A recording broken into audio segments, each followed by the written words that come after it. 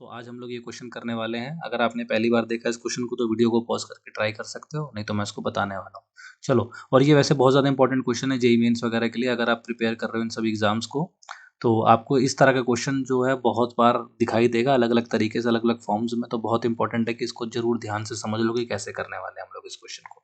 ठीक है, थोड़ा सा मैनिपुलेशन है, कुछ ज़्यादा कॉम्प्लिकेटेड क्वेश्चन नहीं है, पर एक इंपॉर्टेंट क्वेश्चन है ये। ठीक है, तो क्या बोल रहा है इस क्वेश्चन में, देखो आप, कह रहा है कि कॉट समेशन करना है n is equal to 1 till 19 किसका, इन वैल्यूज का, जो कि कॉट इनवर्स फंक्शन दे रहा है हमको, 1 plus summation of p equals 1 till n 2p। ठीक है, तो चलो सबसे पहले हम अंदर से स्टार्ट करेंगे। तो ये जो पार्ट है जिसको मैंने भी शेड कर दिया है पिंक कलर से, पहले इसको इवेल्युएट कर लेते हैं। क्या बोल रहा है, summation of all the values taking p equal to 1 till n 2p। तो हमें पता है इन 2 को कॉमन निकाल सकते हैं। ये क्या बन जाएगा, p is equal to 1 till n p। जिन लोगों को नहीं पता मैं यहाँ लिख देता हूँ ब्रैकेट ओपन करके, ये 1 plus 2 plus 3 dot dot dot n तक जा रहा है ये, तो इसी का सम निकलवा रहा है हमसे। ठीक है, sum of n natural number. तो कितना हो जाएगा, आप बोलोगे n/2 1 plus n, first term plus last term. तो ये वाला जो 2 है कट गया। तो ओवरऑल हमारे पास इस पिंक वाले पोर्शन की जो वैल्यू आ रही है वो आ गई n इंटू एन प्लस 1। ठीक है, अब हमारे पास क्या है, नाउ वी हैव क्या हो गया अब हमारे पास, cot inverse bracket open 1 plus n times n plus 1, जिसको मैं बोल सकता हूँ एक तरीके से cot inverse 1 plus n square plus n. Clear, बस अब यहीं पे जो मैं बोल रहा था ना मेन ट्रिक वाला पार्ट, जो वो ये है, यहाँ पे ध्यान रखना है आपको। इसको कैसे मैनिपुलेट करोगे आप वो देखो। आप ध्यान से नोटिस करो तो इसका समेशन हो रहा है n is equal to 1 till 19 से। ठीक है, अगर आप नॉर्मल वैल्यूज डालोगे, देखो मैं दिखाता हूँ, नॉर्मली आप क्या करोगे, तो आप लिख दोगे n is equal to 1 till 19। उसके बाद आपने बोल दिया कि चलो cot inverse 1 plus n square plus n, ये लिख देता हूँ। सबसे पहले एन की वैल्यू 1 पुट करोगे तो क्या आ जाएगा, कॉट इनवर्स 3 आ जाएगा। उसके बाद जब आप 2 पुट करोगे तो क्या आ जाएगा, कॉट इनवर्स 1 प्लस 4 प्लस 2 4 2 6 7 हो जाएगा। ठीक है, उसके बाद पुट करोगे तो क्या हो जाएगा, जब एन की वैल्यू 3 पुट करोगे तो कितना हो जाएगा, 9 और 3 12 और 13। ठीक है ना, इस तरह से। तो मेरा कहने का मतलब अब ये पूरा एट दी एंड ऐसे ही जो आप 19 डालोगे तो वो आएगा। अब ये पूरा कैलकुलेट करना जो बड़ा ही कॉम्प्लिकेटेड होने वाला है, तो हमें ये नहीं करना है। There should be a better way, है ना, there should be a better way. वो बेटर वे क्या है वो आप याद रख लो, नहीं तो एग्जाम में क्या पता क्लिक ना करे पहली बारी में ना, इसलिए बेटर है कि अभी से ध्यान रख लो। तो what is the better way, better way ये है कि ये जो फंक्शन है cot inverse 1 plus n square plus n, थोड़ा सा इसको जो है ना कोशिश करो सिंप्लीफाई करने की। तो वही मैं करने वाला हूँ यहाँ पे। क्या लिखा है हमारा question, cot inverse 1 plus n square plus n, जिसको मैं बोल सकता हूँ tan inverse 1 over 1 plus n square plus n. और इसको मैं कैसे लिख सकता हूँ आगे फर्दर, तो मैं इसको लिख सकता हूँ 1 over 1 plus n into n plus 1। ठीक है, अब यही चालाकी थी इसके अंदर। तो आप एक तरीके से ऐसा कुछ इमेजिन करो, याद होगा आपको ये वाला फॉर्मूला जो मैं ग्रीन से लिख रहा हूँ, टेन अल्फा प्लस बीटा कितना होता है, tan alpha plus tan beta over 1 minus tan alpha tan beta. ठीक है, अगर ये माइनस होगा तो यहाँ पे क्या हो जाएगा उल्टा, है ना, हमारे पास प्लस था तो यहाँ पे माइनस हो जाएगा और यहाँ पे प्लस हो जाएगा नीचे। ठीक है, एक ही साथ मैंने दोनों फॉर्मूला लिख दिया। तो आप नोटिस करो हमारे पास क्या है, यहाँ पे डिनोमिनेटर में हमने जो लिखा है प्लस है, डिनोमिनेटर में हमारे पास प्लस है।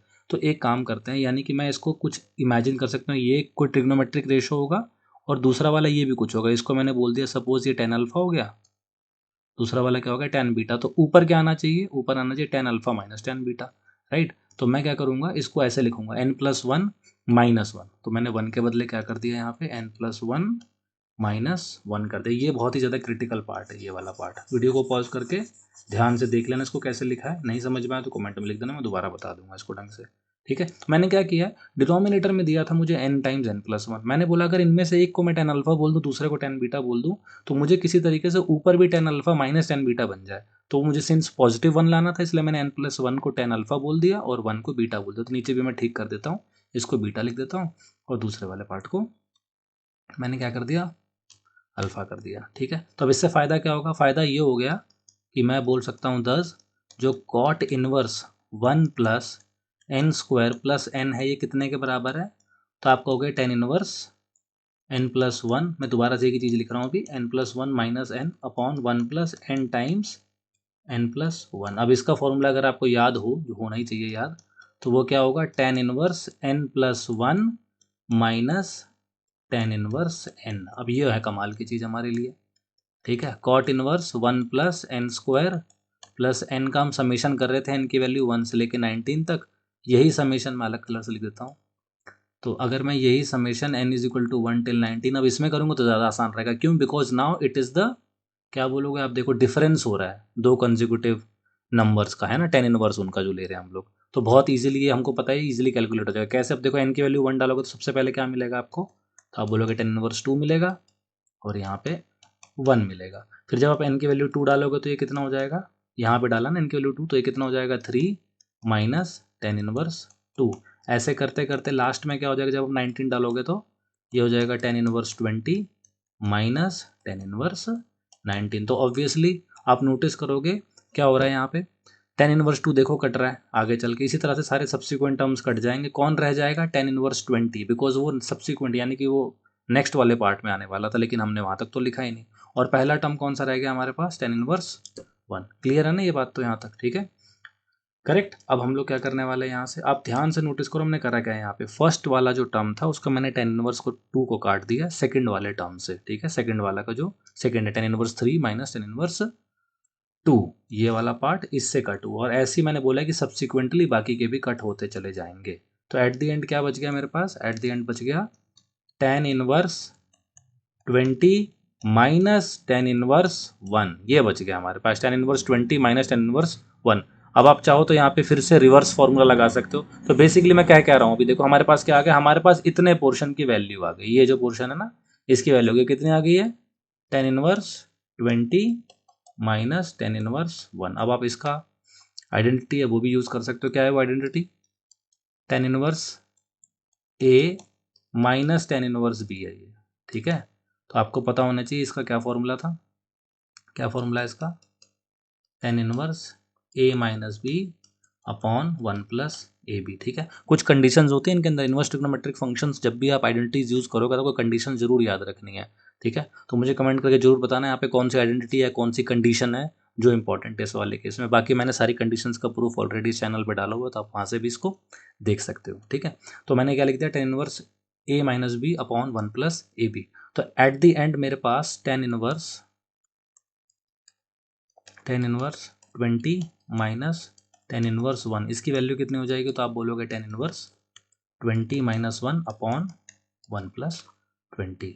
तो कितना आ गया आंसर, आंसर है 20 माइनस 1 का मतलब 19/21। तो ये इनर पार्ट था 19/21। तो फाइनली मैं क्या बोलूँगा, देयरफॉर हमारा जो एक्सप्रेशन है कॉट टेन इनवर्स 19/21 था, जिसको मैं क्या कर सकता हूँ, यहाँ पे जो टेन इनवर्स 19/21 लिखा है इसको भी मैं वापस देखो टेन इनवर्स को क्या कर सकता हूँ, कॉट इनवर्स बोल दूंगा और ये हो जाएगा 21/19। और इस तरीके से ये वाला पोर्शन कॉट इनवर्स और कॉट गया कट, ठीक है कि नहीं है। ये बहुत इंपॉर्टेंट है यहाँ पे, जब भी हम लोग इनवर्स को एक्चुअल ट्रिग्नोमेट्री फंक्शन से कट करते हैं ना, बेसिकली इनवर्स और उसको ओरिजिनल फंक्शन को कट करते हैं, तो बहुत ज़्यादा केयरफुल रहना है यहाँ पे।